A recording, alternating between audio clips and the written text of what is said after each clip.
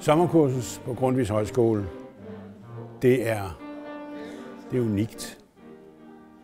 Det er ferie, det er oplysning, det er spænding, det er afslapning, det er det hele. Man møder en masse nye mennesker, som har de samme interesser og alligevel har nogle andre interesser. Mennesker, som man næsten bliver i familie med i løbet af meget kort tid. Mennesker, som alle sammen er glade, og jeg tror, jeg på et tidligere tidspunkt har brugt udtrykket, man er glad i låget.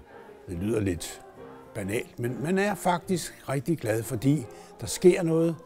Det er i den grad professionelt. Det er et dejligt sted at være. Det er smukt, og det er dejligt. Man får rigtig god mad, og de mennesker, der er der, de er i den grad kvalificeret til at lave det som de er sat til. Man bliver passet og plejet. Man kan bestemme, om man vil være med til det hele, eller man indimellem har behov for lige at sætte sig for sig selv, eller lægge sig med benene op i øjeblikket. Men hvis man ikke har det behov, så kan man faktisk blive beskæftiget, være i gang fra klokken 8 om morgenen til klokken 24 om aftenen.